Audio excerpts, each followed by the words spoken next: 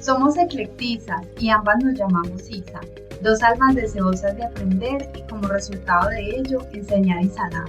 Hablamos de nuestro camino personal, nuestras experiencias, lo que usamos en nuestras vidas y lo que nos ha servido a nosotras para avanzar hacia la conciencia de unidad. Gracias por encontrarte con nosotras en este momento y lugar y sostener la frecuencia de amor y expansión que necesitamos como humanidad.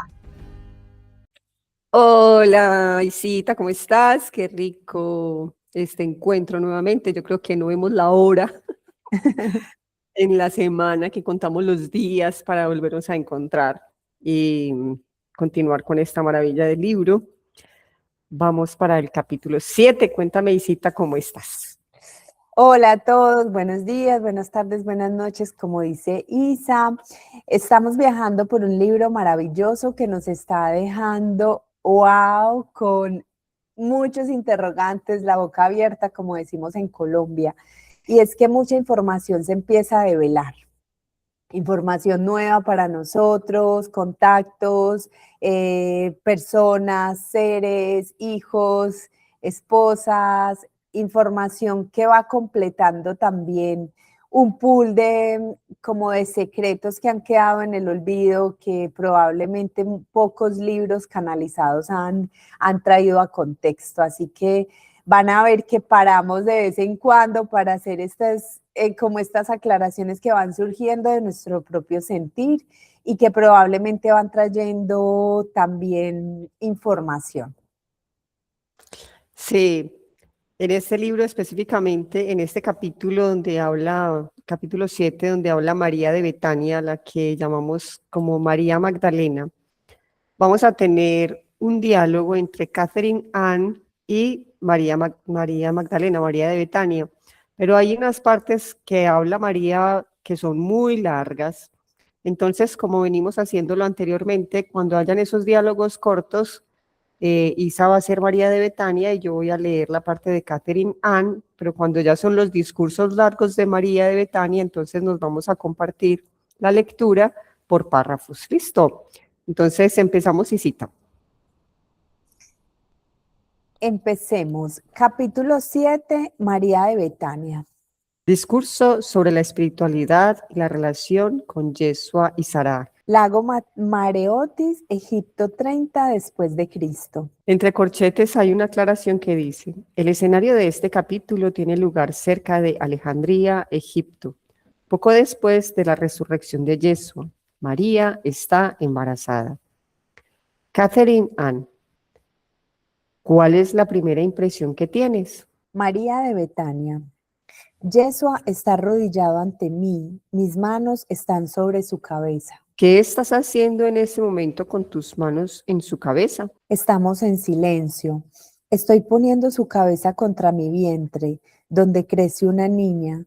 Sus brazos me rodean y me abrazan. Acaricio su pelo largo y de textura fina. Estoy feliz de que esté acá y de que ahora tengo la bendición de la maternidad. ¿Eres María de Betania? Lo soy. Tú me llamaste. Me siento un poco débil. He estado enferma con lo que llamáis náuseas matinales. El bebé empieza a moverse en mi vientre, empieza a hincharse a medida que crece. Con mucha alegría, ahora estoy en Egipto. ¿Ha estado Yeshua contigo todo el tiempo o solo ocasionalmente? Sus estancias han sido relativamente largas. No siempre está conmigo porque tiene mucho que hacer. Hace bastante calor ahora. Me quedo en las sombras donde hace algo más fresco. Tengo paños mojados con agua que coloco sobre mi cabeza. Escucho los tranquilizadores sonidos de las familias cercanas y las suaves voces de los que están alojados en este monasterio de esenios y terapeutas. Es un lugar seguro. Vivimos en la orilla del lago Mareotis, que está situado al sur de Alejandría, donde el Nilo forma muchas ramas, igual que un árbol, excepto que en lugar de extenderse hacia el cielo, sus ramas se extienden y desaguan en las azules aguas del gran mar. El Nilo trae suelo fértil y agua abundante a esta región donde estamos viviendo. ¿Hay otros miembros de la familia contigo? Mi padre, José de Arimatea, nos trajo a mí y a Miriam de Tiana y a sus hijos hace unas semanas desde Alejandría. Habíamos encontrado refugio en la ciudad durante casi 2 meses, pero ahora que empiezo a hincharme por el embarazo, se decidió que fuéramos a un lugar más seguro. Mi padre se irá pronto. Está muy preocupado por los muchos miembros de la familia que quedan en Judea y en Galilea. Me alegro de que Yeshua esté aquí conmigo, con Miriam y los niños. Yeshua aún se está recuperando de su gran prueba. Todos necesitamos descansar mucho. Nuestros físicos han llegado a su límite. Estoy agradecida por nuestro paso seguro por Alejandría y la serenidad que reina aquí en este santuario escenio.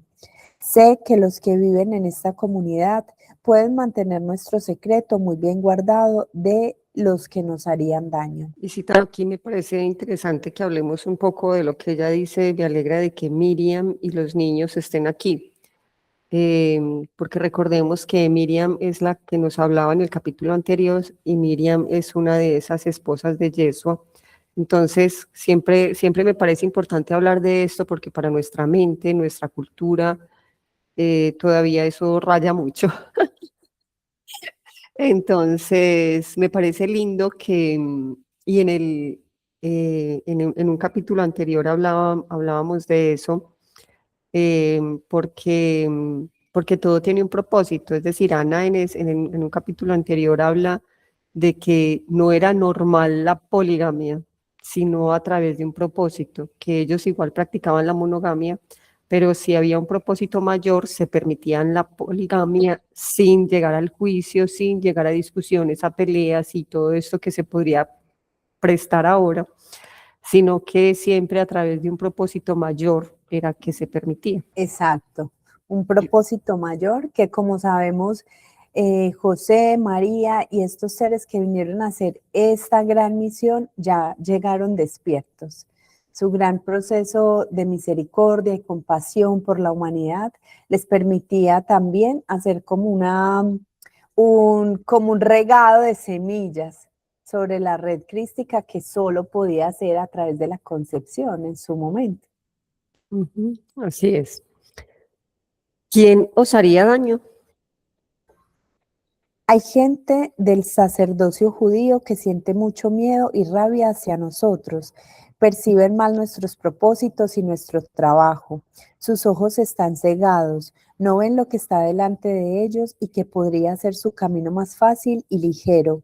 Sus oídos están cerrados, no escuchan cómo podría cumplir mejor la ley superior del amor de la que hablan los grandes maestros y profetas. Ellos en su orgullo, prefieren la lucha y el conflicto en lugar de reclamar una forma de vida en la que puedan disfrutar de una mayor armonía en sus almas y una mayor paz en sus hogares y familias. También están los romanos, que insisten en que la gente que vive en las tierras que ocupan rinda homenaje al emperador Tiberio y obedezca a los dioses romanos. Ellos alientan la paz, pero es una paz controlada y gobernada con puño cerrado. Yeshua fue arrestado por los fariseos y condenado a ser crucificado por Poncio Pilatos. Se ha corrido la voz de que mi amado no murió. Somos considerados fugitivos de la ley romana y de la judía. Hay hombres despiadados que con gusto cambiarían nuestras vidas por una recompensa. Debemos tener muchas precauciones, es momento angustioso, de mucha inquietud. Las almas se sienten acosadas por el miedo. Hay mucha gente que apenas subsiste con lo poco que tiene. Han acudido a nosotros suplicando que les demos ayuda. Pocos de ellos saben cómo mantener la paz en sus corazones y sus vidas.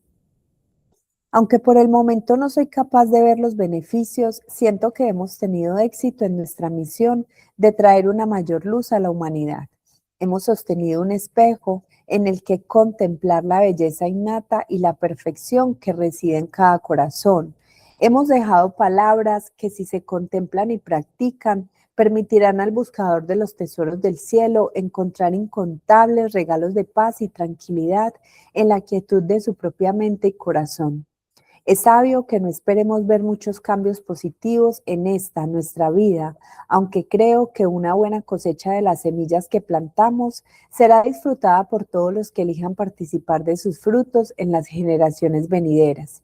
Se necesita una gran fe para descansar en el simple consuelo de que en los años que trabajamos en las llanuras, los desiertos y las montañas, lo dimos todo por una vida de bondad amorosa. Nos reconforta, sin orgullecernos, el hecho de que nuestro voto de acabar con el sufrimiento de la humanidad no se detuvo solo con las multitudes que vinieron a nosotros para curarse. Nuestro voto de amor eterno y nuestra certeza de que la muerte no esconde nada malo, encontraron la victoria en el sepulcro del jardín que da la vida. Llegamos a conocer la verdad liberadora, más allá de las sombras que aún oscurece el campo de exterminio del Gólgata. No sabemos cómo nuestro amado planeta y las generaciones venideras de la humanidad recibirán las intensas energías que anclamos antes y durante la semana de la Pascua en Jerusalén. Todavía estamos demasiado cerca de los acontecimientos y de las energías que se derramaron durante estos días en los que cumplimos nuestro destino prometido, tal y como lo entendimos. Sin embargo, puedo decir que aunque solo han pasado unos pocos meses desde Getsemaní, siento una vibración diferente cuando camino sobre la madre tierra. Nuestros hermanos y hermanas del espacio y aquellos de los reinos angélicos a los que habíamos llegado a conocer y honrar profundamente a través de nuestro profundo trabajo interior, nos ayudaron a anclar las frecuencias cósmicas. Ellos continúan manteniendo sus posiciones. Estos maravillosos seres de luz están monitoreando las redes y ayudando a la Tierra a estabilizar su eje.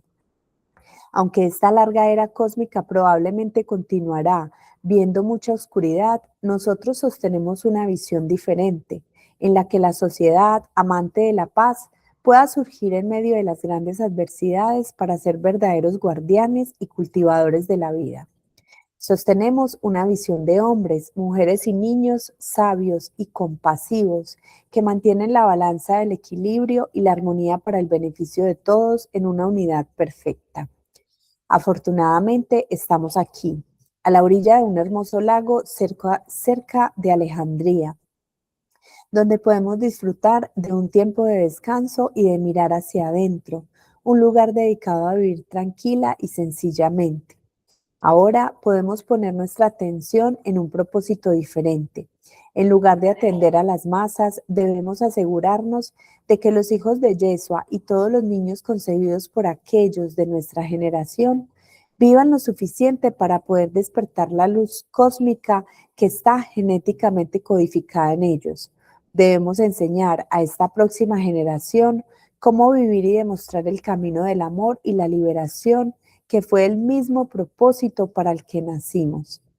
Yeshua ha hablado de otros 11 avatares masculinos y sus sabias consortes que habitan en la tierra en este momento crucial.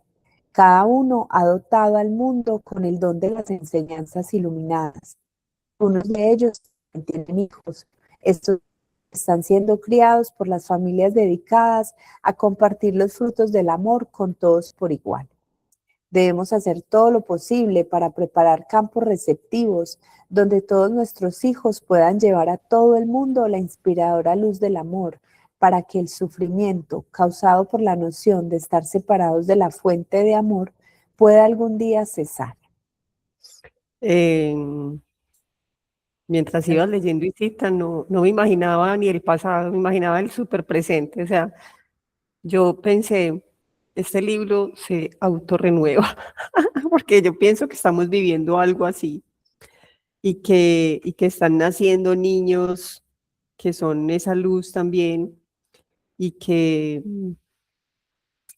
estamos en un momento actual trayendo esa información a esta misma actualidad, que estamos viviendo aunque no tengamos la figura física de Yeshua, sabemos que está su energía crística y que muy seguramente en este plano estén esas semillas de linaje. Y en algún momento Ana decía que todos somos ese linaje de Yeshua y de las Magdalenas. Entonces, siento que estamos viviendo esto. Es muy interesante también recordar que hay muchos seres en otros planos que están ayudando al proceso de la humanidad, que están ayudando al proceso de despertar de cada alma, que es un proceso totalmente pausado, que es un proceso lento, porque ya sabemos todo lo que hemos vivido como humanidad y que es un proceso 100% individual. Desde acá, entonces, por más de que queramos que el otro, o por más de que tengamos una herida de salvadores, que también es un linaje, o digamos que también es un proceso egoico que hemos heredado muchísimos terapeutas, sanadores y seres que hemos buscado como estos tesoros que decía ella, esta información donde vamos sintiendo paz, coherencia con lo que es la existencia, con lo que es la vida y con lo que es todo este montón de entramado acá en la tierra, y que vamos reconociendo también que hemos ocupado posiciones de salvadores, es solo una posición egoica porque realmente no podemos influir sobre nadie. Es un proceso netamente personal, es un proceso de reconocimiento de que estamos conectados a la fuente, de que no estamos separados y de que solo somos amor y que estamos también, en este caso, dualizados por una personalidad llamada ego, que nos hace sentir vibraciones y emociones de muy baja densidad y que nos lleva también a desestabilizarnos, pero que ahí está este trabajo personal del que ellos hablaban cuando pasó todo el tema de la crucifixión y que estaban de nuevo abriendo sus corazones a volver a entrar en ese trabajo de reconciliar, de armonizar tanto dolor, tanto sufrimiento, tanta rabia que percibieron en sus propios cuerpos. Porque esto que uno dice, sentimos o vimos un ataque realmente en estos seres y en los seres más iluminados, se siente muchísimo más, con mayor intensidad, cualquier tipo de emoción, y el trabajo siempre es ese, ¿no? Es cómo puedo estar neutro y central ante estas emociones que también hacen parte de la dualidad, pero que no definen lo que yo soy o lo que soy como ser. Entonces vamos a empezar con un discurso. Recordemos que en estos discursos, aunque los dice María Magdalena, María de Betania, vamos a compartirlo por párrafos porque son largos. Discurso sobre los niños sembrados en la luz y el despertar espiritual. Deseo aclarar algunos malentendidos que noto que mucha gente tiene sobre nosotros y su posible relación con nosotros, que a menudo se trata, en realidad, de las proyecciones de su propio ego buscando el engrandecimiento. Hablando más específicamente de nuestros hijos, algunas personas piensan que nuestra descendencia es un linaje especial dotado de facultades excepcionales y con una jerarquía predestinada, simplemente porque descienden directamente de Yeshua. Algunos invierten equivocadamente su energía en la búsqueda de una posible conexión con nuestro linaje o una vida anterior vivida con nosotros, o afirmar ser una futura encarnación de uno de nosotros. Esto no significa que no existan los linajes espirituales auténticos o que no sea posible una conexión espiritual verdadera. Más bien, estoy animando a esas personas a que miren claramente lo que los motiva a creer y a buscar tal información. Luego, los animo a que cuestionen la autenticidad, la relevancia y el beneficio de lo que encuentran a la luz de la comprensión del propósito de su vida presente, que es, en última instancia, despertar del sueño de la separación, independientemente de los linajes y las conexiones con vidas pasadas, aunque estas condiciones auspiciosas, cuando se orientan sabiamente, pueden en efecto ayudar. Cuando hablo de nuestros hijos, que son especiales a nuestros ojos, no quiero decir que sean superiores a otros niños. Todos los seres son únicos y especiales. Todos somos colectivamente divinos. Toda la vida está cósmicamente dotada de luz, no solo nuestros hijos. Los medios necesarios para expresar plenamente esa luz se dan generosamente a cada corazón que humildemente llama y pide a nuestro Padre y Madre Celestial la gracia del recuerdo. Para la mayoría de los seres Su brillo intrínseco, su ser esencial, está oscurecido por sus incesantes cavilaciones mentales sobre el pasado y el futuro, acompañados de todo tipo de sufrimiento emocional.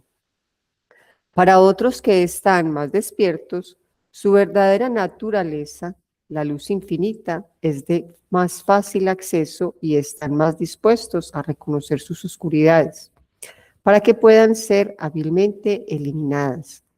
En estos individuos despiertos se puede ver y sentir una presencia luminosa que surge espontáneamente, como es el caso de Yeshua, especialmente ahora que ha alcanzado su cuerpo inmortal de luz. Entendemos desde una perspectiva más amplia que es kármicamente apropiado y aceptado por el colectivo de almas de la humanidad que los maestros sabios y compasivos, algunos han alcanzado totalmente la iluminación, se encarnen en los ciclos del tiempo para prestar servicio a la red interconectada de la vida. Esos maestros juran permanecer cerca de la tierra y realizar repetidos nacimientos conscientes con el fin de ayudar a todos los seres cuyas vidas experimenten o experimentan muertes y renacimientos interminables, para que todos podamos despertar colectivamente de nuestro sueño de sufrimiento. Los niños de los que hablo son algunos de estas almas más despiertas y compasivas. Eligen encarnar conscientemente a fin de ser una luz para la humanidad en tiempos de gran oscuridad. A menudo nacen en condiciones favorables, como familias, comunidades, profesores y enseñanzas que los respaldan, con todo lo que se requiere para proporcionar estabilidad y medios idóneos para recordar quiénes son. He observado que cuando los niños son concebidos y criados por parejas cuya conciencia y ejemplos son más despiertos, están más interesados en abrir sus mentes y sus corazones al camino de la conciencia plena y la bondad amorosa. Son conscientes de cada momento presente y de la esencia pura de todo lo que surge en él. Reconocen cada aliento pasajero como una oportunidad fugaz de sentir una alegría intrínseca y cada latido como una breve oportunidad de expresar bondad, sabiendo que este precioso nacimiento humano ofrece una oportunidad muy propicia para el despertar. Una vez que sus mentes y corazones se abren a reconocer y comprender la existencia del sufrimiento, sus causas, condiciones y su cese, en lugar de negarlo, juzgarlo y rechazarlo, saben que sus experiencias transitorias de dolor son oportunidades para traer una conciencia compasiva a su propia humanidad y a otras personas, de manera que disminuya el sufrimiento que todos experimentamos. Los niños que nacen en familias más despiertas aprenden a ser conscientes de que no son inmunes a la necesidad de comprender y sanar sus propios karmas personales o experimentar personalmente el karma que todos compartimos. La ignorancia básica que, comenzando con un trauma de nacimiento inconsciente, a menudo resulta en la percepción de que somos un yo separado, en un cuerpo separado, divididos dentro de nosotros mismos, abandonados a lamentar la inmensa pérdida que sufre nuestro corazón cuando nos percibimos desconectados y solos. A partir de este núcleo de dolor y miedo, se crea un falso y pretencioso yo, un ego, lo que tú llamas una imagen. Surge una inmensa necesidad de controlar las incertidumbres de la vida, la sed insaciable de obtener cualquier cosa que pueda, aunque sea brevemente, aliviar una desesperación cada vez más profunda. Se convierte en una preocupación constante. El falso yo trata de preservar su existencia y sus deseos insatisfechos con gran tenacidad. El apego y la adicción a los deseos no correspondidos oscurece el verdadero yo de la misma manera que el sol se oscurece con las nubes, pero también es la luz del sol la que muestra las nubes que lo oscurecen. De la misma manera, la luz intrínseca, que es el verdadero yo, revela el falso yo y su oscura máscara de deseos fugaces e inestables.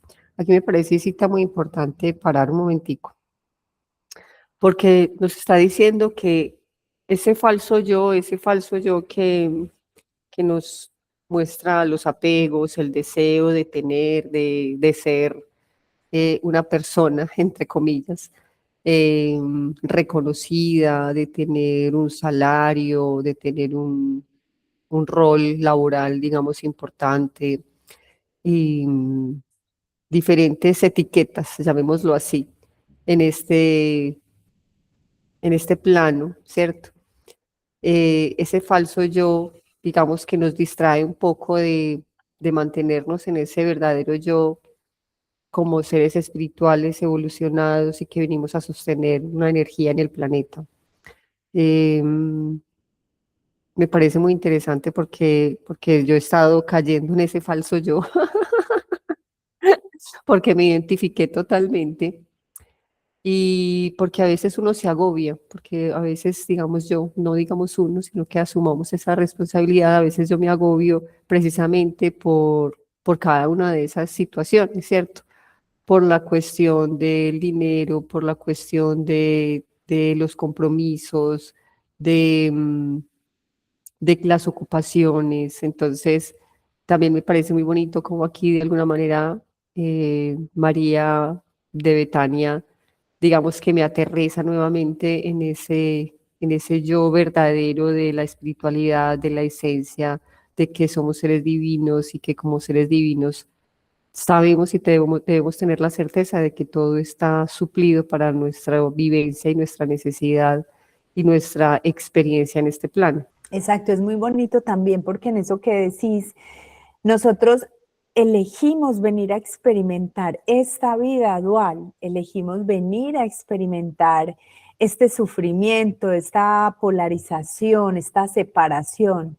Lo que pasa es que nos quedamos encerrados acá y esos serán otros temas que no nos competen en este momento, pero también en la vida misma tercermundista, en lo que experimentamos, podemos experimentar algo cuando no estamos conectados a lo que realmente nuestra alma quiere experimentar y es un desazón, una apatía por lo que hacemos, por lo que estamos viviendo, por las relaciones que estamos sosteniendo.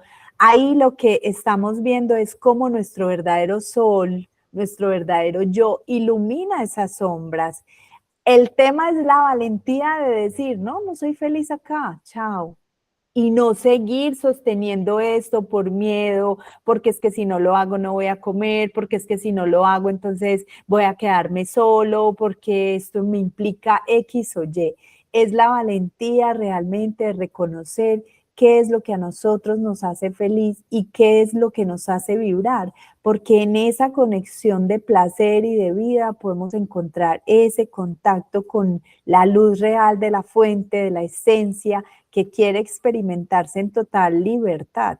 Así es, Isita, gracias. Si se le enseña a observar estos deseos egoístas y a comprender cómo el aferrarse a los deseos egoístas causa ansiedad, ira y pena, como al tratar de hacer sólida la naturaleza ilusoria de la vida y volver eterno el estado temporal del mundo material, solo consiguen sentirse cada vez más inseguros, frustrados, confundidos y confinados, entonces pueden crecer más allá del yo limitado. A medida que su conciencia aumenta, ven que la humanidad se ha encerrado en una prisión que ella misma ha creado y con esta conciencia vive un deseo profundamente arraigado, el gran deseo, que va más allá de la necesidad del ego de escapar del sufrimiento, va más allá de la liberación solo por el beneficio propio. Con el gran deseo surge una compasión innata por todos los seres.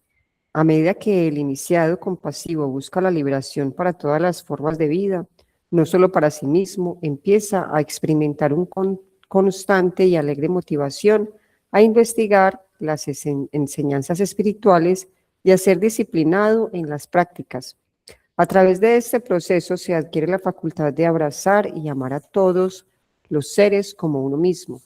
El verdadero ser, inseparable del amado, amando como el amado ama. Sin embargo, el simple hecho de nacer en condiciones favorables no garantiza esta liberación. También he conocido muchas almas grandes nacidas en las circunstancias más dolorosas y adversas, bajo abusos de todo tipo, ya sea trabajando en sus karmas personales o sirviendo a la gran mayoría, humildemente abren sus corazones y despiertan como el amado. También he conocido maestros iluminados que nacieron despiertos, que conscientemente eligieron nacer como una luz en medio de la oscuridad. Desafortunadamente, también hay niños que a pesar de nacer en las mejores circunstancias, más tarde se vuelven engreídos o son dominados por los venenos de sus mentes. Tristemente, estas almas pierden el propósito de su encarnación humana, una oportunidad para el despertar en esta vida. Y ahí hablemos, Isa.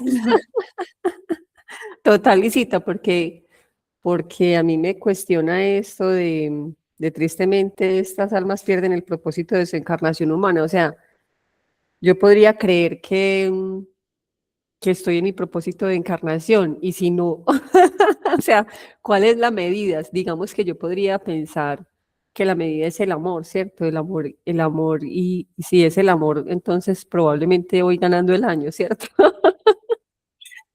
Y si no es necesariamente el amor, y si es sostener la energía, y si no sé, empieza la razón precisamente a dar argumentos y a preguntarse, a cuestionarse si estamos cumpliendo ese propósito para el cual fuimos encarnados en esta existencia, ¿cierto? Y también vuelvo y Sí, digo que esto se está actualizando porque igual lo que leías lo sentía para el momento actual. sí, es muy bonito, pero en realidad es como hay demasiadas distracciones en esta vida, en esta experiencia humana, y fácilmente uno puede quedarse ahí. Pero siempre detrás de cada nuevo carro que te compres, detrás de la fiesta a la que vas, sin propósito, sin conciencia, donde hay un desgaste del cuerpo, donde no hay realmente una conexión con algo más grande que tú mismo, sino que simplemente estás por pasar bueno, por lo que sea, eh, surge una separación aún más fuerte, surge un proceso aún más profundo de desconexión que en realidad nos va llevando como a un bucle donde no hay un sentido de la vida y por eso es que el consumismo cada vez se acelera mucho más porque no encuentro en lo simple, no encuentro en mi propio silencio ese momento donde la vida cobra un sentido más allá y es probablemente una necesidad ni siquiera de darle sentido a todo, sino de ir encontrando lo que hace vibrar el alma, porque no sabemos, como dice Isa, cuál es la medida, pero sí sabemos que todas las experiencias contienen amor y que venimos a vivir experiencias dolorosas para encontrar en ese sufrimiento y en ese estado de contracción un proceso compasivo por nosotros mismos y ahí volver a alinearnos, ¿no? Volver a sostener esa frecuencia de amor dentro de nosotros. Probablemente en esas experiencias no se encuentre el momento de calma inmediatamente, pero sí el momento de observación de qué estoy viviendo, qué estoy superando, qué estoy atravesando para poder armonizarme con ese momento. Y creo que ni siquiera la medida es ver qué tanta cantidad podemos sostener. Probablemente es atravesar cada experiencia con mayor neutralidad, con mayor compasión, con mayor amor. Porque eso hace que cuando yo sienta compasión por mí y por mi proceso de dolor, de contracción, pueda ver al otro en su proceso con compasión, sin juicio, con amor. Así es, Isita, qué lindo. Y también quería como aclarar que no es que estemos en contra del tener o del vivir ciertas situaciones en este plano, porque es cuestión es parte de, ¿cierto? El tener el carro, el ir a la fiesta, el salir con gente, en tener experiencias diferentes, no son cosas malas ni que estén aparte de la espiritualidad, sino que es hacerlos con conciencia y es también poner todo eso al servicio. A veces yo, por ejemplo, no soy partidaria las fiestas, de salir de noche, pues depende de las fiestas, porque yo también puedo hacer mi propia fiesta a mi modo, ¿cierto? Pero siempre es llevar luz a esos lugares. Si por alguna razón yo decidí ir o siento resonancia con ir a un lugar X, es ponerle la conciencia de que voy a llevar luz o de que voy a encontrar o a decir una palabra o a recibir una palabra o a encontrarme con una persona con la que es necesario en ese momento para un propósito específico. Entonces también es lindo no negarnos todas las posibilidades, sino también darnos esas oportunidades y poner todo eso al servicio. Es decir, si yo tengo un carro, digo, listo, este carro es para mi servicio, pero también para el más alto propósito divino. Este apartamento, este lugar, esta situación, este empleo, cualquier situación donde tengamos que estar, ponerlo para el más alto propósito divino y vamos a ver que vamos a hacer luz en esos lugares también. Sí, quiero decir que gracias por la aclaración, Isa. Es ir al fondo, es decir, es tener la conciencia de qué hace que yo tome esas decisiones. Si ir a ese evento me nace porque yo me voy a sentir plena o porque nace de mi corazón como algo que quiero experimentar, claro, pero es evaluar si lo hago por apariencia, si lo hago porque estoy cumpliendo un mandato, si lo hago porque me comprometí, pero en el fondo no.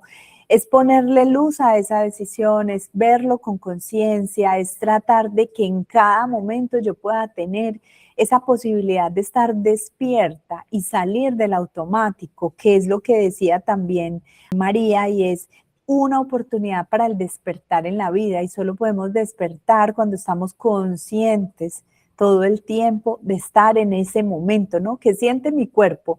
Mi cuerpo siente expansión ante esta decisión y ahí no, porque claro que la vida es genial y qué rico poder experimentar todo lo más expansivo y permitirnos, si queremos riqueza, ser ricos y cultivarlo, claro que sí, pero eso hacia dónde me lleva, ¿para qué yo quiero ser rico, no? Y es esa visión colectiva también de aportar luz, como decís vos. Así es, Isita. Continuamos. Aunque los hijos de Yeshua pueden ser extraordinariamente dotados en las formas que he descrito, deseo que se entienda que cuando hablo de nuestra concepción consciente y nuestra protección hacia ellos, no estamos motivados por ningún pensamiento de establecer y asegurar una dinastía política, mucho menos un linaje eclesiástico. No nos sentimos con el derecho ni con la intención de presumir que tenemos el derecho y la autoridad de gobernar y dirigir a otros. No exigimos ni buscamos tales poderes para nuestros hijos, aunque estamos dedicados a aprender y a transmitir los conocimientos necesarios para asumir las responsabilidades de liderazgo, siempre que se vea claramente que los demás se beneficiarán verdaderamente de nuestra guía o intervención. Nuestro propósito es ofrecer generosamente una bondad amorosa a todos aquellos que encontremos y dar un ejemplo que pueda despertar en ellos un sabio y compasivo gobierno de sí mismos y una armonía unificada entre todos los seres, a medida que todos progresamos paso a paso en nuestro viaje común. En los 2000 años transcurridos desde que nosotros y los otros 11 avatares y sus consortes caminamos por la Tierra, han nacido muchas generaciones, miles de millones de almas llaman a este planeta su hogar. Con cada generación sucesiva, la luz cósmica que en nuestro tiempo anclamos en nuestro ADN y en los elementos de la Tierra, se ha transmitido biológica y etéricamente a todos vosotros a través de los múltiples linajes de nuestros descendientes. Esa misma iluminación liberadora que los avatares, entre paréntesis, tantos masculinos como femeninos, han traído al plano terrestre a lo largo de todos los tiempos, permanecen dentro de las células vivas de la humanidad y de todos los seres vivos. No hay descendientes especiales o un linaje privilegiado al cual buscar. Nosotros ya somos los que estamos buscando. ¡Qué bonito! Así es, y me parece súper lindo porque lo que te decía anteriormente, yo pienso que todos somos ese linaje. Entonces, volvemos a reiterarlo, nosotros somos lo que estamos buscando. El Santo Grial está aquí. Al emprender la búsqueda histórica de Jesucristo, de María Magdalena y de nuestros hijos, es mejor que estés dispuesto a discernir cuál es tu motivación propia con claridad y honestidad. Una vez embarcado en esta búsqueda bastante intrigante, se necesita una generosa dosis de sentido común y del sentido del humor para mantener el propósito de la meta que uno mismo ha elegido en una perspectiva clara. Sí, es importante saber que vivimos, que amamos mucho y que tuvimos hijos. Sin embargo, es aún más importante que tú también vivas y ames conscientemente y que tengas hijos que conozcan los caminos de la bondad amorosa. En este tu día, en lugar de distraerte con nuestra historia, es más importante que te abras a tu propia naturaleza codificada de Cristo Magdalena. Tu naturaleza esencial, ungida en la luz, en cada momento precioso. De esta manera simple, todos podemos llegar al mismo destino y una vez que lleguemos, sabremos que nunca hemos dejado el hogar. Discurso sobre los linajes espirituales. Sea. Dijiste que tú y Yeshua nunca tuvieron la intención de crear una dinastía familiar o un linaje eclesiástico. ¿Y un linaje espiritual? ¿Creasteis un linaje espiritual? ¿Existe todavía? María de Betania.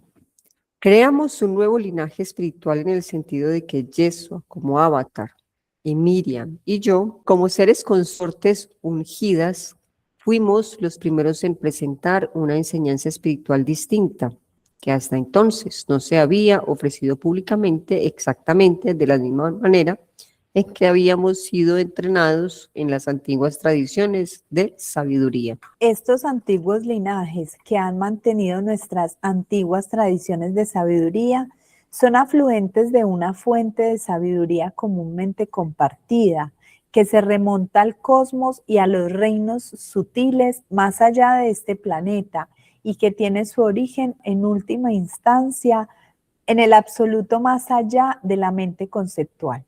La base de nuestras enseñanzas externas, si es que han de ser claramente entendidas, puede encontrarse en el contexto de los esenios del Monte Carmelo que practican un profundo misticismo que se basa directamente en esta antigua sabiduría multidimensional. Dentro de nuestra orden esenia hay maestros que saben cómo recibir auténticos poderes y que teniendo la autoridad de transmitir las sagradas enseñanzas orales y las energías del despertar, todavía las transmiten a los iniciados que están listos para recibirlas. No podríamos haber hecho nuestro trabajo si no fuera por los maestros del Monte Carmelo, como la abuela Ana, que preparó el escenario y reunió una comunidad de almas resonantes, un linaje espiritual, por así decirlo, con los que pudimos desempeñar eficazmente nuestros papeles. La sabiduría esencial y las facultades que abrazamos y encarnamos nunca se utilizan con el propósito de crear una doctrina religiosa y una iglesia, como el cristianismo, que por cierto no es un linaje espiritual. Esto no quiere decir que los maestros e iniciados de un auténtico linaje espiritual no participen en todo tipo de grupos religiosos, espirituales, filosóficos y científicos. Ellos trabajan por traer beneficios dentro y fuera de las puertas de la religión organizada. En la mayoría de los casos, en todas las doctrinas e iglesias, hay un hilo de verdad que beneficia la vida de muchos. Nuestro camino, sin embargo, es un linaje de luz, más allá de nombres y credos, que lleva y transmite los auténticos poderes necesarios para cualquiera que desee despertar a su verdadera naturaleza, la infinita luz y amor del amado, sin importar si tiene o no una particular afiliación religiosa o de grupo. Nuestros dichos y demostraciones se ofrecen al que los busca como una invitación a hacer lo que hacemos nosotros e ir hacia adentro, donde se encuentra la paz, que sobrepasa el entendimiento.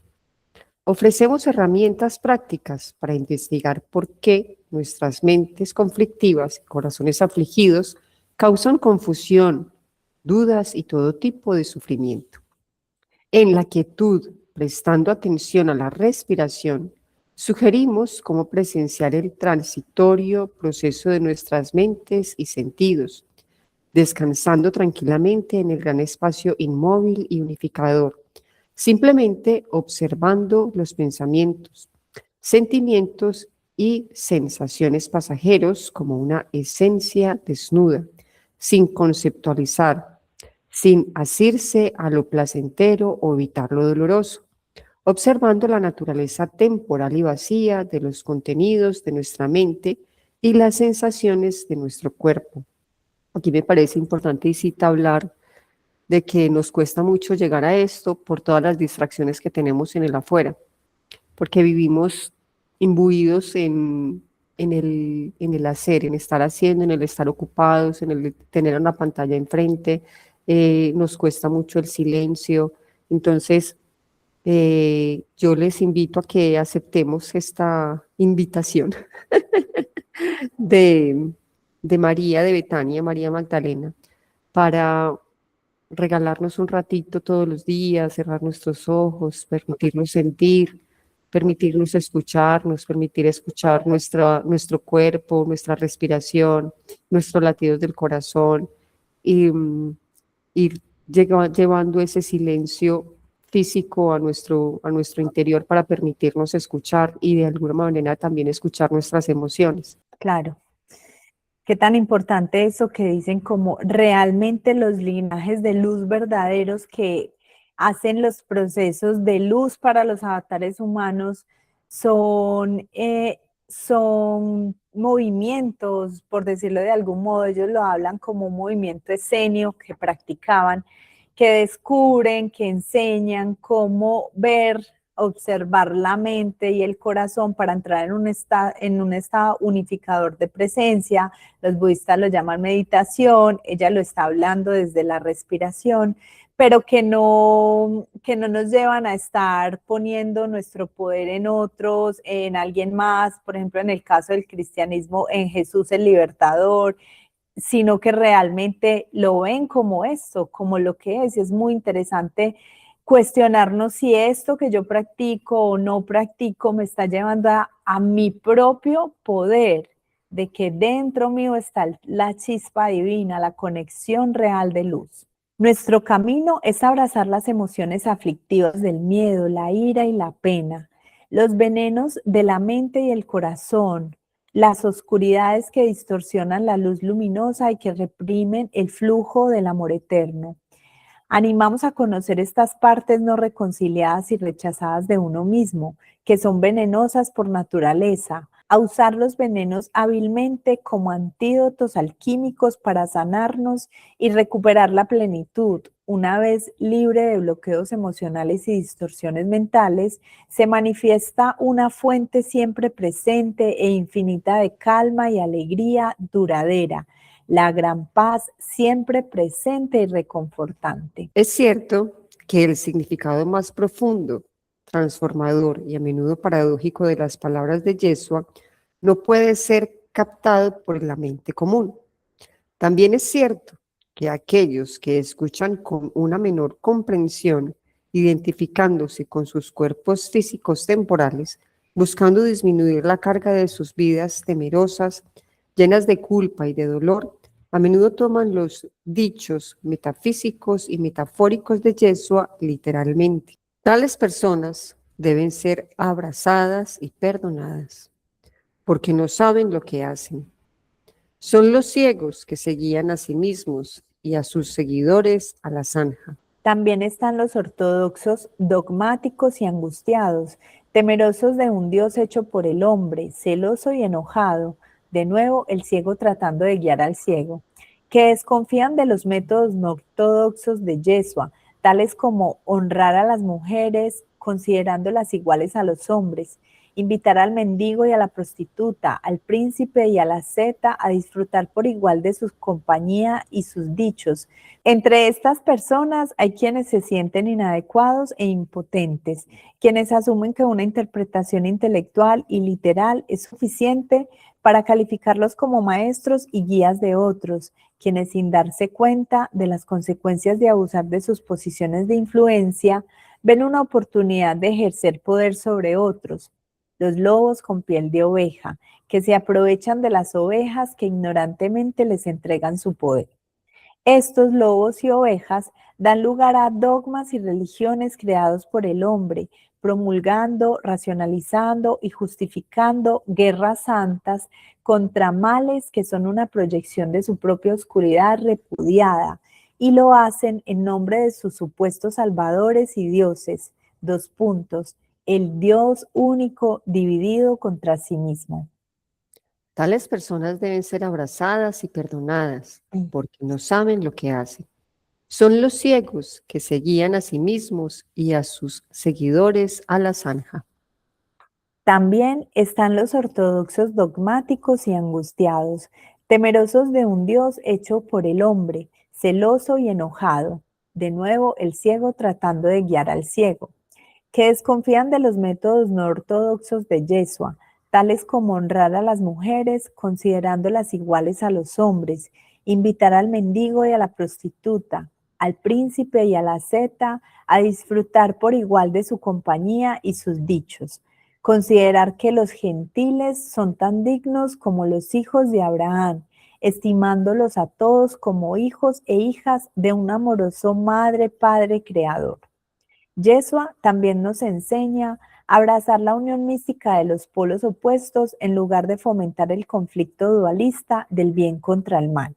Y quizás lo más amenazante es su enseñanza de que la presencia de Dios está directamente disponible para todos sin un Salvador, Dios, diosa, intercesor o un ministerio sacerdotal. Aunque se reconoce que tales mediadores pueden ayudar enormemente, no son absolutamente necesarios en el momento de la iluminación, el instante existencial y experiencial de la rendición. Pues no sé si tenemos que hacer una intervención. No sé si aclarar esto. Sí, pues de pronto más que aclararlo, es como de alguna manera que se caen muchas fichas, ¿cierto?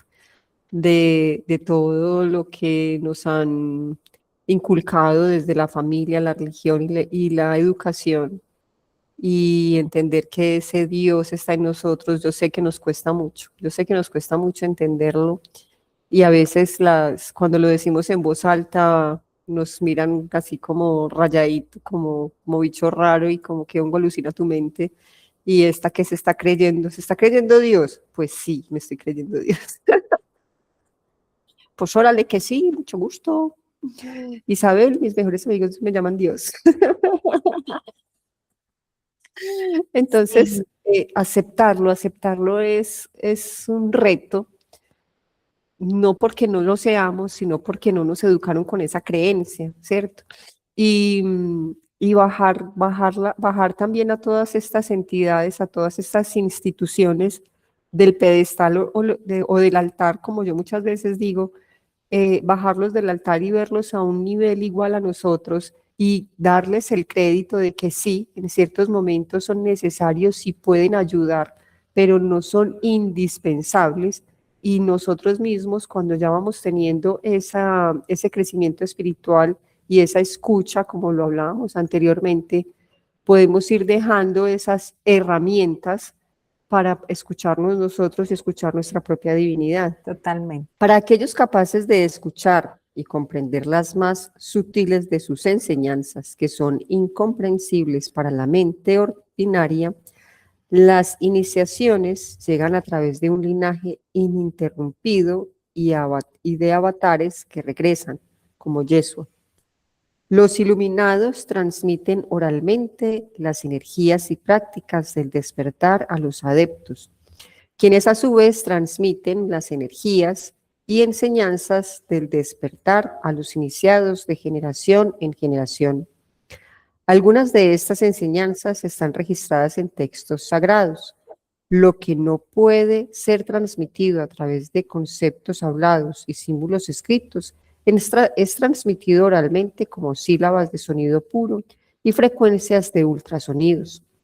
Con la llegada de un maestro también se produce la reunión de los discípulos y la organización de las enseñanzas. Por conveniencia, estas suelen ser reconocidas colectivamente por el nombre de su maestro iluminado, pero la etiqueta no es el contenido. El simple hecho de llamarte cristiano no te convierte en un ungido de la luz. Y aquí me parece importante también hablar sobre esto porque este libro es parte de ese linaje, llamémoslo así, el libro anterior, Ana, la abuela de Jesús, también, y en estos libros nos han revelado y nos van a revelar también algunas de esas iniciaciones. En el libro de Ana, la abuela de Jesús, también nos revelan iniciaciones. Y yo siento que, como les decía anteriormente, uno en el camino o en los lugares o en las reuniones, en situaciones, se encuentra con la persona indicada. Esas personas a veces nos enseñan, nos muestran el camino y es confiar que cuando nosotros lo pedimos nos llega y entender que no solamente puede, porque muchas veces nos podemos preguntar, bueno, ¿y entonces a mí quién me va a enseñar? ¿Quién va a venir aquí a enseñarme cómo iluminarme o hacer una iniciación para iluminarme, para continuar este linaje de Jesús y de las Magdalenas? Pero también recordemos que eso está en nuestro interior y entre más nos escuchamos, entre más nos conectamos y entre más ponemos la intención, esa información nos llega. A veces nos llegan palabras, a veces nos llegan sonidos y es cuestionarnos internamente el por qué o el para qué es esa información o qué puedo hacer yo con esa información. Y sin miedo, llamar a ese Cristo, llamar a ese Yeshua, llamar a esa María Magdalena, a Miriam, a Ana, a María, la madre de Yeshua, y preguntarles y confiar que son ellos. Y si no confiamos, entonces cuestionar y cuestionar y cuestionar hasta que tengamos la certeza de que son ellos los que nos están respondiendo y decir, listo, estoy lista para esta iniciación y seguro que nos va a llegar toda la información, o estoy lista para el siguiente paso en mi evolución, para enseñarlo al mundo si es necesario desde cada uno de nosotros. Entonces es prestar nuestro cuerpo físico, nuestra mente, nuestro corazón, nuestro espíritu, para hacer esos canales divinos para esa transmisión, como estamos haciendo nosotros en la lectura de este libro. Qué bonito, gracias Isa. Al igual que todos los iniciados en el camino del despertar, cuando llegue el momento de madurez, tú también podrás, como nosotros, recibir, practicar y conocer por ti mismo la existencia y el fruto del linaje espiritual de la luz más allá de los nombres. Animamos a aquellos que caminan con nosotros y que sinceramente piden conocer el camino infinito, a que investiguen, cuestionen y experimenten con nuestras enseñanzas y prácticas. Ten la intención de que se activen los códigos de luz dormidos que se han transmitido a través de tu genética. Ten tus propias experiencias personales y directas de las verdades que compartimos. Ve tú solo hasta el amado y experimenta la unidad. En mis años con Yeshua y Miriam en la India, antes de que iniciáramos nuestro ministerio público, tuve muchas experiencias con maestros y santos, experiencias que podrían llenar libros. Además de las hermosas enseñanzas de Ram, Krishna y Babaji, sentimos una gran afinidad con las abundantes palabras de sabiduría y prácticas alquímicas dadas por el Buda Sakyamuni a sus discípulos. Sus enseñanzas han sido transmitidas oralmente durante los últimos 500 años. El Dharma de Buda solo ahora está siendo registrado cuidadosamente y aún así hay diferencias de opinión en cuanto a su interpretación. Aquí también me parece muy chévere que nos está dando nombres. Entonces, si nosotros tenemos curiosidad, si nos llama la atención, podemos investigar sobre esos seres, sobre Ram, Krishna, Babaji y sobre Buda Sakyamuni. Yo he hecho investigación sobre Babaji porque siento también esa resonancia y esa afinidad con Babaji. Krishna es la representación divina, una de las representaciones divinas hindúes y Ram también. Entonces es lindo poder comprender que todo este linaje no solamente está dentro del Medio Oriente, ¿cierto? De lo que nos han hablado antiguamente o anteriormente, sino que, o sea, no nos cuesta imaginarnos que viajaron a la India y que viajaron por todo el mundo, recibiendo Y que, enseñanzas. y que cada uno hizo su propio camino, que también lo llevó a la unidad, que es el camino que cada uno está haciendo. Así es. Seguimos estudiando y contemplando mucho las antiguas escrituras de la India y otros textos, especialmente los que fueron traducidos y conservados en nuestra biblioteca del Monte Carmelo. Hay algunos entre nosotros cuya responsabilidad es poner por escrito los dichos de Yeshua, aunque nos damos cuenta de que nuestras palabras pueden ser distorsionadas y destruidas por aquellos que tienen el poder, basado en el miedo, ahora y en el futuro. Sin embargo, la abuela Ana nos ha animado a escribir nuestras historias. Algunos de los significados esotéricos de Yeshua y sus discípulos más cercanos están plasmados claramente en nuestros registros para aquellos con oídos para oír. Pero la mayor parte del significado más profundo se oscurece intencionalmente para que un principiante sin el suficiente entrenamiento no resulte dañado y no pueda causar daño a otros. El resto de las enseñanzas y prácticas, que son bastante extensas y poderosas, se transmiten oralmente a cualquiera que esté dispuesto a asumir la gran responsabilidad de no causar daño a ninguna forma de vida, brindando solo beneficios a todos los seres. Si este linaje espiritual existe en tu época, pero los que son capaces de transmitir las auténticas iniciaciones, tanto maestros como maestras, no están necesariamente afiliados a ninguna religión en particular.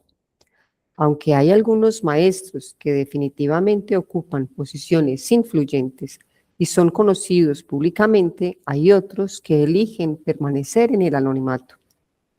Si sucediera que a través de un acontecimiento sincrónico encontraras a tal maestro, sé paciente, tómate tu tiempo y familiarízate realmente con él. Conoce a sus devotos, sus enseñanzas y sus frutos. Observa y pregunta cuidadosamente. No seas crédulo en última instancia. Tu alma es tu responsabilidad, no la de tu maestro.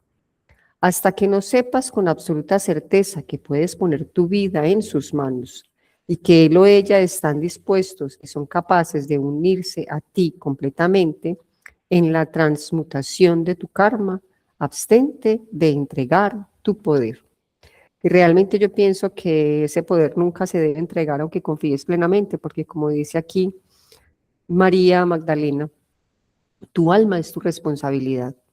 Entonces, está bien que si sientes resonancia con un maestro, seas cauteloso, preguntes todo lo que necesites, acércate, verifica, pero yo pienso que nunca, nunca, nunca debes delegar tu poder porque el poder es tuyo y ese poder es tu propia responsabilidad y tú no puedes ser y hacer solo porque te lo diga alguien que tú consideras tu maestro. Tu maestro eres tú y la mayor credibilidad que debes tener es por ti. Está bien que escuches, está bien que verifiques antes de hacer. Yo, por ejemplo, no escucho una meditación de primera vez si hago la meditación. Primero la escucho y si estoy de acuerdo con todo lo que dice la meditación, la hago luego. Pero no estoy de acuerdo en solo seguir por credulidad en el otro, porque la primera credulidad es en ti mismo y tú tienes el poder en ti. Entonces, no podemos dejarnos permear y delegar ese poder en otros. Una clave para reconocer a un auténtico maestro es evaluar cómo te sientes en su presencia. ¿Tu corazón y tu mente se expanden con amor? Su luminosidad y comportamiento son constantes y estables. Se desenvuelve con humildad y alegría. Algunos profesores pueden ser muy poco ortodoxos y escandalosos en sus métodos. Otros pueden ser muy severos y disciplinados, pero ninguno se toma a sí mismo o a este mundo ilusorio demasiado en serio. Después de pasar un tiempo con tu profesor, encuentras que los aspectos más rígidos de tu personalidad y mente se suavizan, que los límites que confinan tu corazón se disuelven, que tus acciones son menos impulsivas y que abrazas la vida de un modo más amable, gentil, paciente y abierto. Me parece muy lindo que María nos hable de estas señales, porque probablemente en algunos casos sintamos lo contrario, porque queramos ser rígidos ante eso que estamos aprendiendo, porque creamos que es lo que debe aprender el resto del mundo, porque creamos que también lo deben saber nuestras familias, porque si nosotros razonamos, pues como nuestras familias no, y a lo que nos invita es a la flexibilidad.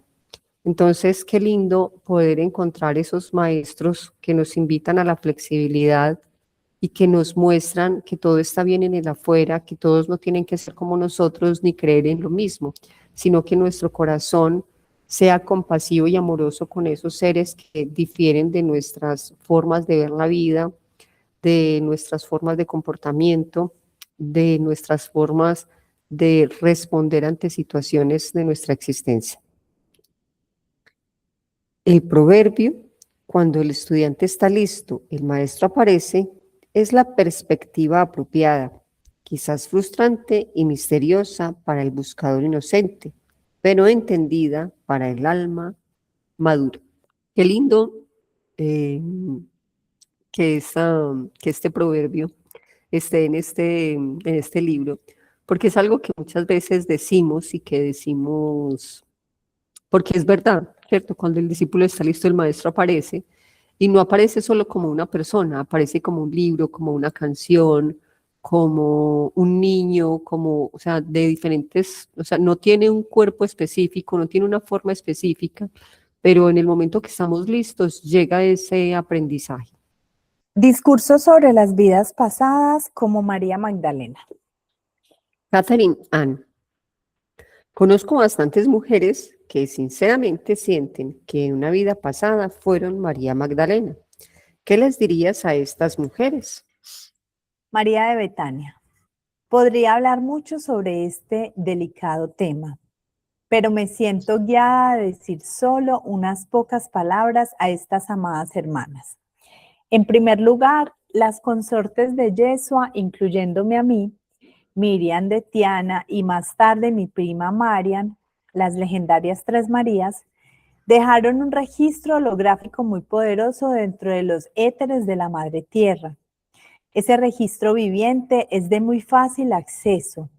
La impronta de María Magdalena está influenciada por filtros de muchas variables, como la resonancia del alma, la claridad del punto de vista espiritual, los estereotipos culturales, psicológicos y míticos, los prejuicios religiosos y la motivación y la estabilidad emocional. Cada mujer que accede a su propia experiencia de María Magdalena lo hará de una forma que le parece muy real y singularmente personal. Las mujeres que estuvieron cerca de nosotras, las que fueron entrenadas en la Orden de la Magdalena, todas encarnaron las frecuencias y experiencias de la Magdalena en formas extraordinarias, formas únicas y singulares para cada una de nosotras.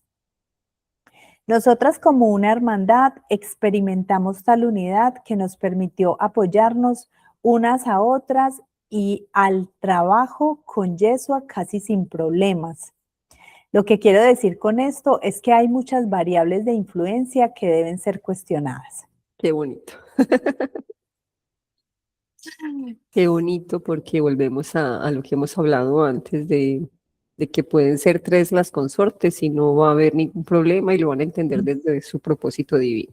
Les diría a estas queridas hermanas, a aquellas que han accedido a las experiencias de las Tres Marías, como si nuestras experiencias fueran las suyas, que en efecto vivieron una o más vidas como sacerdotisa o sacerdote de la Magdalena. En otras palabras, fueron iniciadas en los misterios de Isis, Osiris y Horus. Lo más probable es que conocieras a Yeshua y sirvieras junto a él como Magdalena. Puede que fueras una de las mujeres que caminaba con él. Estas experiencias fueron tan impactantes que sin duda te sientes muy cerca de él, incluso hoy en día. Es probable que experimentes una gran resonancia con sus enseñanzas místicas, ya sea que se encuentren en la Santa Biblia o en los apócrifos. En las traducciones de los recientemente descubiertos pergaminos gnósticos y esenios, en la literatura arcana de las escuelas de sabiduría occidentales, en las canalizaciones de los maestros ascendidos o en tus propias meditaciones reveladoras. También es posible que hayas encontrado o puedas encontrar todavía las enseñanzas de Yeshua dentro del hinduismo, budismo o entre los místicos de la cábala y el sufismo. Puede que lo encuentres en las historias didácticas transmitidas por las tribus indígenas de todo el mundo. Me parece muy lindo esto porque es lo que estábamos hablando anteriormente, que esos maestros están ahí de diferente forma, incluso en los libros, en las canalizaciones, en algunos apartes de la Biblia, de otros libros religiosos. Entonces es también decir, como decía Jesús, al que tenga oídos para oír, que oiga. Es saber tener ese discernimiento para encontrar esas enseñanzas. Independientemente de cómo te conectes, sientes a Yeshua en tu corazón como todas las Magdalenas. Aquellos que sienten que fueron María Magdalena, también es muy probable que desciendan de nuestra línea de sangre. Debido a esta codificación genética, es más fácil acceder a nuestros registros holográficos o akáshicos. Pero como ya he compartido esto, no te hace especial, o que se te designe como María Magdalena, ni entonces ni ahora. Como ya se ha dicho, la María Magdalena con la que estáis familiarizados es, de hecho, una amalgama de Miriam de Tiana, María de Betania y Mariam del Monte Carmelo. Nuestros descendientes literales se cuentan por millones. Cada forma de vida, animada e inanimada, contiene las frecuencias superiores codificadas de la conciencia cósmica que anclamos en los elementos y éteres de la Madre Tierra. Y también está codificada en nuestro ADN y es transmitida a través del ADN de nuestros descendientes. Por lo tanto, es posible para cualquiera con la sintonía y resonancia apropiadas poder experimentar aspectos o fragmentos de la vida de María Magdalena, aunque es importante ser consciente de que esta experiencia está más o menos filtrada por tu conciencia actual. Es muy improbable que hayas encarnado en una vida pasada como una de las tres Marías. Si así fuera, ya sea como una encarnación completa o como un aspecto holográfico del alma, lo sabrías por medios irrefutables. No hablarías ociosamente de ello ni llamarías la atención sobre ti mismo de forma egoísta o a la defensiva. Nuestra presencia es cercana y muy accesible. En cualquier momento que desees recibir nuestra asistencia amorosa mientras recorres tu camino hoy en día como un iniciado de la Magdalena. Pero abstente, por favor, de hacerte llamar María Magdalena, porque te engañarás a ti mismo y a los demás. También deseo dirigirme a las muchas mujeres que sienten culpa y vergüenza sexual por sus dolorosas experiencias sexuales. Se identifican con María Magdalena, la penitente, como la describe la Iglesia Católica Romana, un sacerdocio patriarcal lleno de ira e inseguridad que se ha sentido amenazado por la verdadera noción de la Magdalena durante 2 milenios.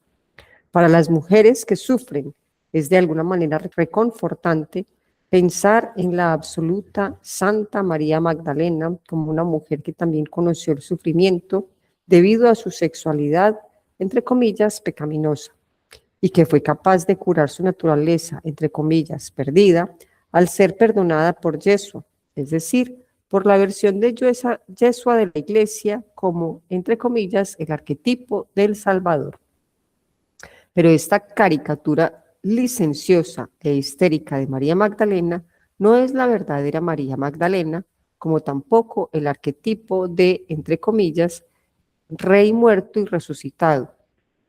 Es el verdadero Yeshua ben José, aunque en el entendimiento de los misterios de la resurrección de Osiris, Yeshua de hecho jugó ese papel. La calumnia fue lanzada y perpetuada por la Iglesia, creada por el hombre muchos años después de que el último de nosotros caminara por la tierra.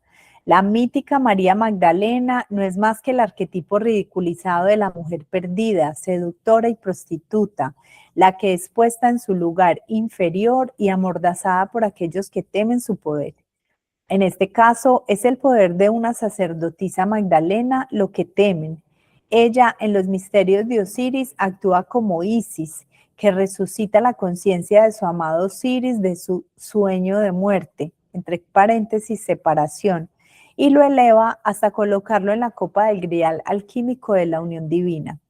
Fusionados en la unidad, juntos coinciden al niño del grial, Horus, desde la sagrada sangre real, el santo grial. La luz regresa y derrama una bendición sobre la tierra y todos los seres. Así como Yeshua representó el papel de Osiris durante la semana de la Pascua, también Miriam de Tiana, Marian y yo, y las otras Magdalenas femeninas representamos a su amada Isis, la resucitadora madre de la vida.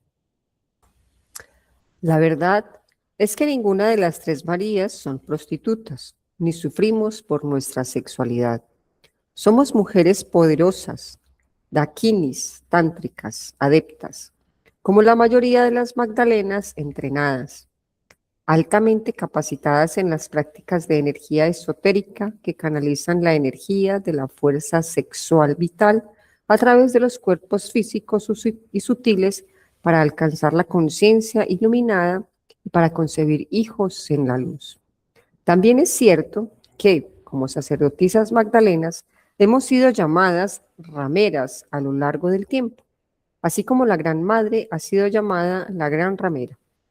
Tal es el camino de la ignorancia y la desconfianza de la divinidad femenina y su unión con la divinidad masculina, ya que la verdadera unión alquímica de la divinidad femenina y la masculina significaría el cese del juego dramático, entre comillas. Significa el cese del, entre comillas, juego dramático, de la dualidad y la separación. Catherine Ann. Gracias, tus palabras son muy valiosas. Ahora regresa una vez más a Egipto, a la habitación en la que estás con Yeshua al lado. ¿Qué está sucediendo? María de Betania. Afuera está oscureciendo. Estamos dentro de nuestra pequeña habitación que está humildemente decorada. Hemos encendido una pequeña lámpara de aceite que descansa en una simple mesa de madera al lado del camastro donde dormimos. Mi amado me ayuda a acostarme a su lado, me envuelve suavemente en sus brazos, respirando juntos, ayuda a que mi energía se estabilice y mi mente cansada encuentre un profundo descanso. Sentimos la dulce presencia del bebé dentro de mi vientre. Estoy segura de que el corazón que late suavemente bajo nuestras manos es el de una niña y que será un recipiente del amor de la Gran Madre. ¿Qué sabes de esta niña? ¿Algo en particular? Veo una amplia luz rosada a su alrededor. Siento que será muy delicada y muy fuerte a la vez. Será un gran regalo para muchos. No creo que Yeshua se decepcione de que sea una niña. Tiene una conciencia muy poderosa, lo que tú llamarías grandiosa. Se llamará Sara, Saraj, como la llaman los egipcios. Me siento honrada de ser su madre.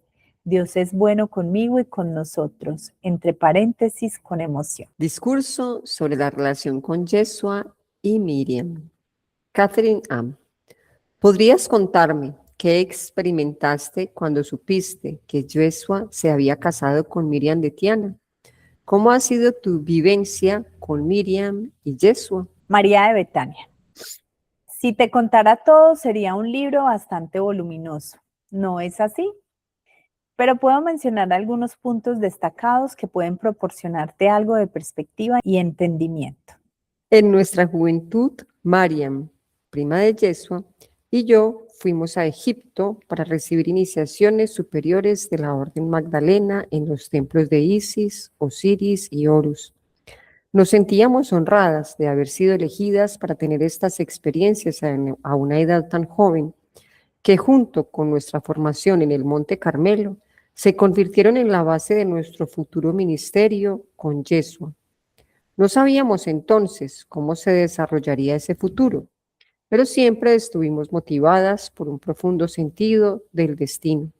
Cada vez que había una oportunidad de crecimiento, la tomábamos sin hacer preguntas.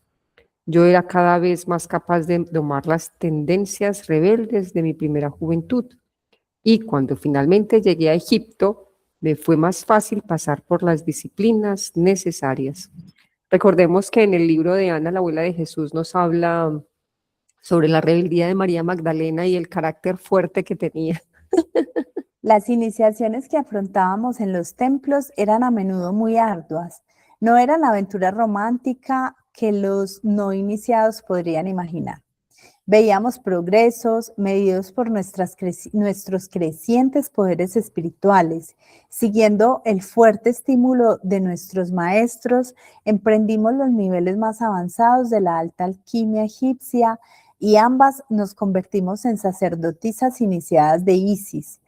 Llevábamos orgullosamente su serpiente dorada en nuestro brazo izquierdo, representando la ascensión de la energía de la fuerza vital de resurrección, Kundalini o Shechem, por la espina dorsal o Dehet.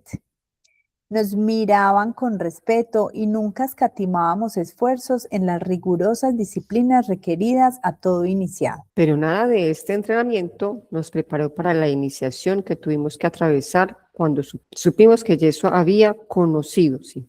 Se había casado y se había ido a la India con Miriam de Tiana. Nos sentimos desoladas y traicionadas, porque Yeshua había elegido seguir la firme propuesta de sus familiares de sellar una alianza a través del matrimonio con la familia de Miriam, a la que los judíos ortodoxos ya llaman desdeñosamente samaritanos.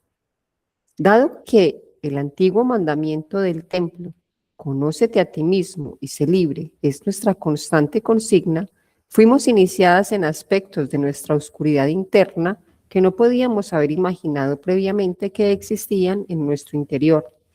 Estábamos muy trastornadas. El juicio se desató en nosotras y el peso de nuestra propia duda nos abrumó.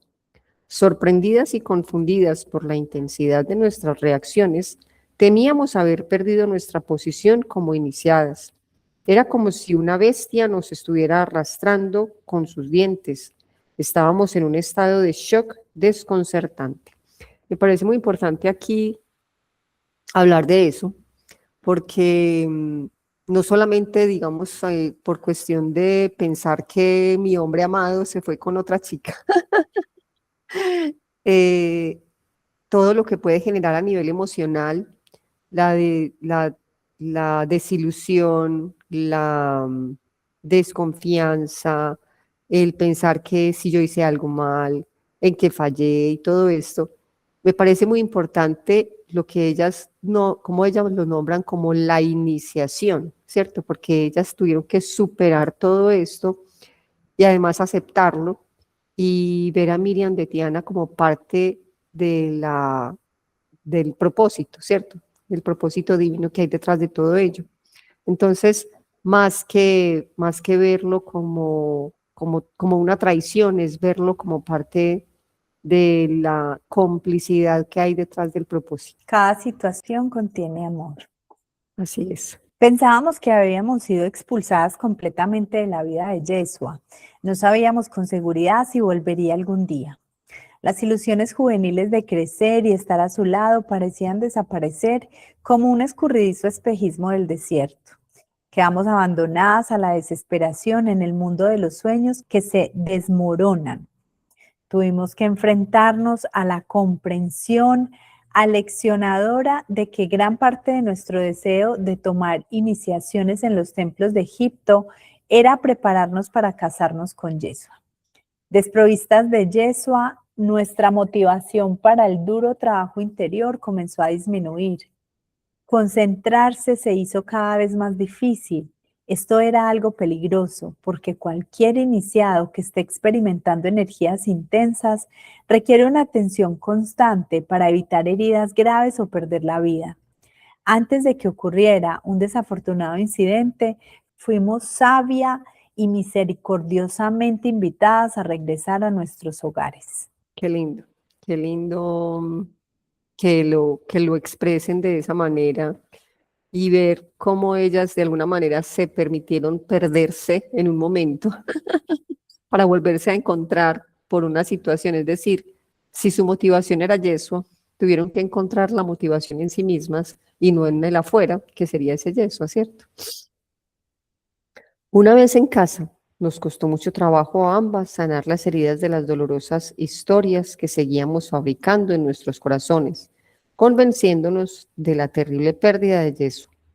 A pesar de darme cuenta de que mantenía viva una historia ficticia, seguía sintiendo que mi alma estaba inexorablemente entretejida con la suya. Desprenderme de él parecía imposible. Mariam tenía los mismos sentimientos de profunda conexión y deseo de casarse, pero yo, por algún motivo, había estado segura toda mi vida de que el primero, Yeshua, iba a ser mío y de nadie más. En mi juventud me había convencido tanto de que sería su única esposa, que perdí todo contacto con mis amarras. Me tambaleaba en un mar de genuina pena.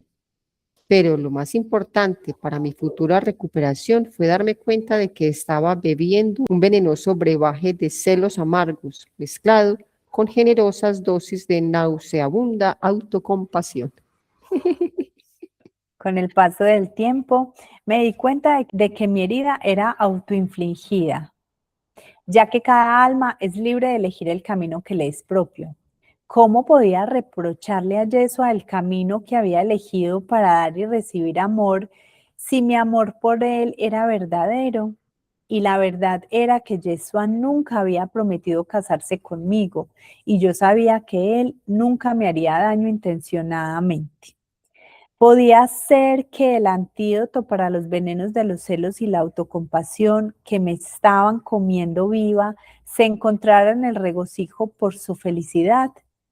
De todas las iniciaciones por las que pasé de joven, ninguna fue más difícil que esta. Creo que puedo decir que Marian experimentó lo mismo. Catherine Ann, ¿lo viste como una iniciación en ese momento? María de Betania. Llegué a verlo como una iniciación kármica que mi alma atravesaría en muchos niveles durante los años venideros. El tiempo pasó lentamente antes de que Yeshua regresara.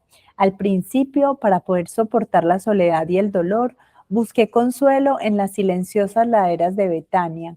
Me refugiaba de vez en cuando con los esenios en Qumran.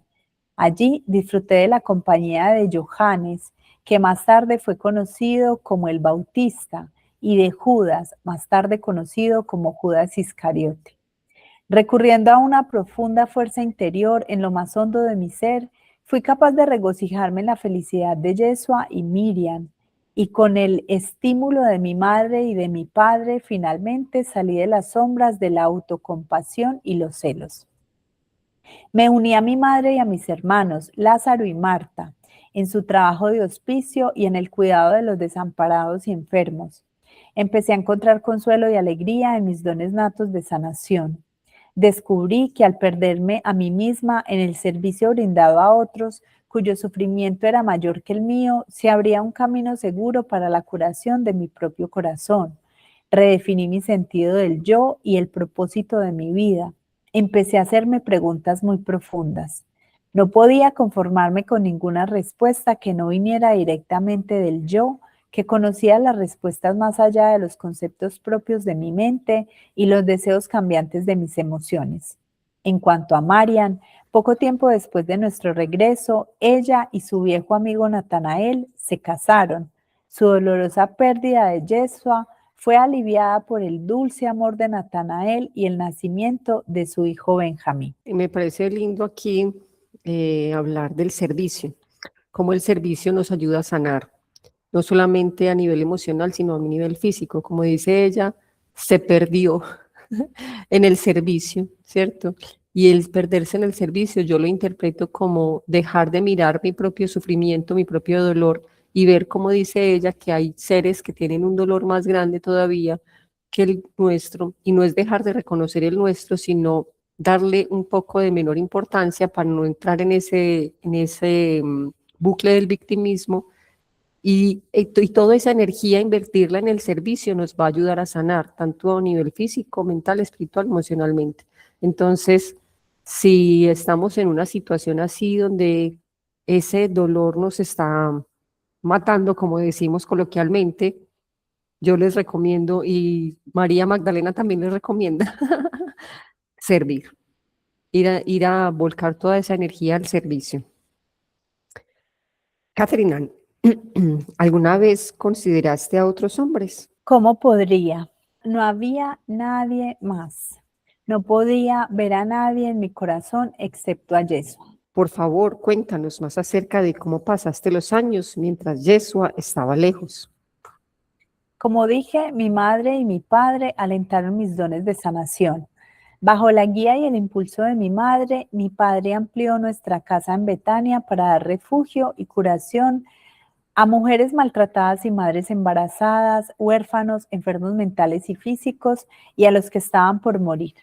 Las actividades de mi madre eran tan inspiradoras y exitosas que mi padre compró otras propiedades que servían el mismo propósito.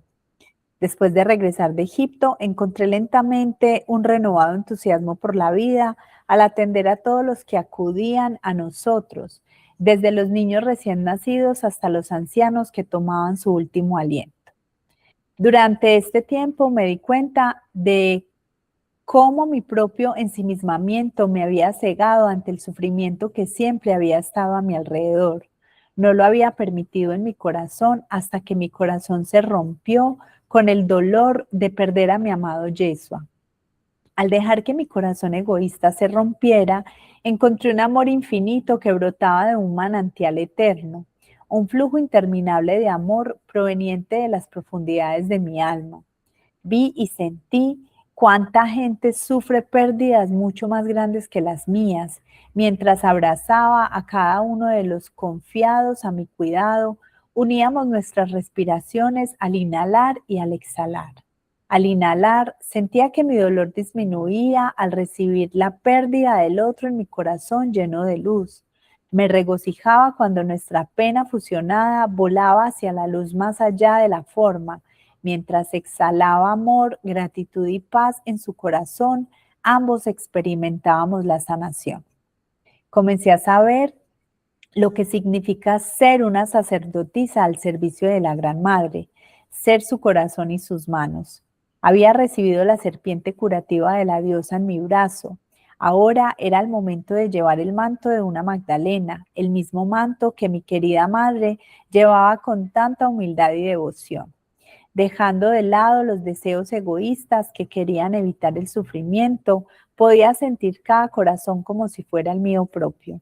Cada cuerpo roto, cada mente atormentada y cada corazón angustiado encontraba una resonancia dentro de mi propio cuerpo y alma.